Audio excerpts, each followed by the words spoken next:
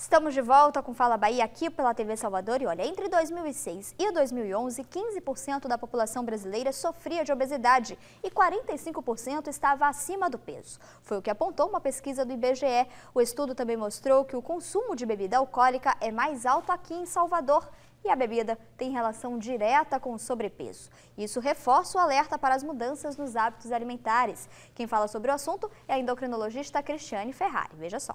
Boa noite, amigos do Fala Bahia da TV Salvador. Esse é o quadro Fala Doutor e eu estou aqui com a endocrinologista, a doutora Cristiane Ferrari, e nós vamos falar sobre uma pesquisa que foi feita recentemente, no ano passado, 2011, chamada Vigitel. Boa noite, doutora Cristiane. Que pesquisa é essa? O que é a pesquisa Vigitel? Então, assim, a Vigitel foi uma pesquisa que foi feita pelo IBGE, onde as pessoas eram interrogadas por via telefone. Então, eram interrogadas a respeito dos hábitos de vida das pessoas daquela casa, sobre a prevalência do diabetes, tinham pessoas com obesidade, sobre atividade física, sobre tabagismo. Isso realmente foi para mostrar como realmente está a saúde da nossa população. Doutor, e o que foi detectado? Que resultados foram obtidos nessa pesquisa no espaço de 2006 até 2011, né? Ela foi refeita. O que foi detectado nessa pesquisa? Então, essa pesquisa mostrou que a gente está tendo cada vez mais uma população mais obesa. Em Salvador, por exemplo, os números mostram que a população, como no Brasil inteiro, cresceu o número de obesos. Em média, em 2006, a gente tinha 11% da população com obesidade.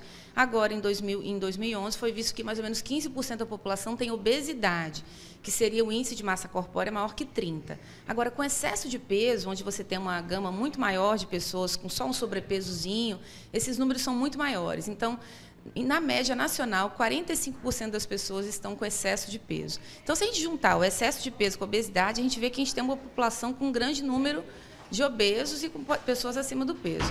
Eu acho que é importante a gente estar falando que Salvador ela ficou na frente, principalmente na questão do consumo de bebida alcoólica. Por ser uma cidade praiana, acho muito festiva, a gente tem muitas festas, foi visto um consumo excessivo de álcool. E o álcool está associado com a obesidade.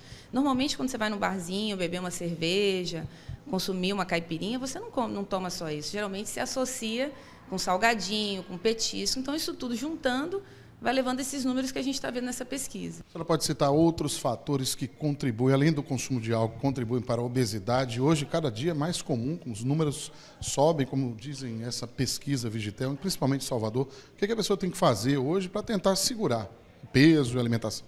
Então, a pesquisa mostrou também em relação à atividade física. Somente 30% dos brasileiros fazem alguma atividade física no seu tempo livre. Então, é uma quantidade muito pequena. Se a gente for ver, então, 70% da população praticamente não faz exercício físico. Então, são uma série de fatores que vão juntando, não só a falta de atividade física, ao excesso do consumo de calorias. Aqui em Salvador, a gente tem, eu não sou daqui, mas eu sei, um consumo grande de frituras, como, por exemplo, acarajé, a bará. Eu tenho muitos pacientes que falam que não conseguem ficar sem comer um acarajé no fim de semana. Então, acho que para lutar contra isso, o que a gente tem que fazer? Primeiro, eu acho que é melhorar a alimentação, tentar consumir mais verduras, hortaliças, frutas, o que cada vez tem sido menos consumido. Nessa pesquisa mostrou também, Salvador, uma das capitais que tem uma menor quantidade de pessoas que consumem a quantidade recomendada de frutas e hortaliças, que seriam 5 porções dia. Então, no Brasil inteiro, o consumo é pequeno, então é preciso tentar aumentar essa quantidade, aumentar o consumo dessas hortaliças e fazer atividade física. Acho que isso é a base. Pelo menos caminhada, pelo menos tentar se esforçar para fazer uma atividade física ao ar livre, tentar melhorar a qualidade de vida. Bom, você falou de hortaliças, verduras, são alimentos geralmente baratos, encontrados em feiras, né? E não é dizer, não pode, a população, o consumidor não pode dizer, não, é uma alimentação muito cara. Não é, nada disso, na verdade. Não, a questão é saber comprar e saber consumir o que está, por exemplo, a fruta da estação, os vegetais que estão com preço menor. Acho que tudo é questão de querer também.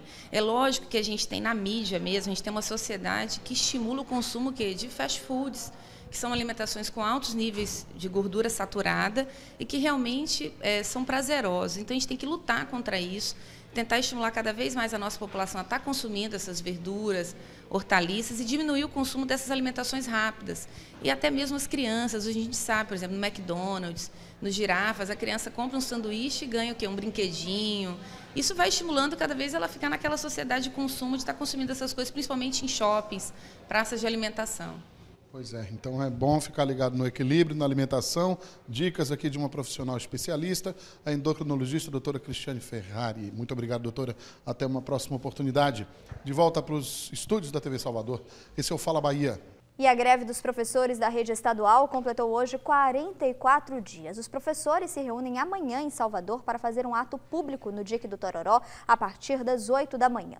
A próxima assembleia da categoria está marcada para a próxima terça-feira. E por falar em greve de professores, por falar nesse impasse, vamos acompanhar aí a autoridade por um dia aqui no Fala Bahia. E se eu fosse presidente por um dia, eu mudaria a educação, porque eu acho que a educação no Brasil é muito falha e começaria, eu acho que, melhorando o salário dos professores, que eu acho que, por ser um salário muito baixo, eles não têm motivação para trabalhar e assim não acabam ensinando devidamente os alunos. E no próximo bloco tem os lances do jogo do Vitória e as dicas de cultura. Até já!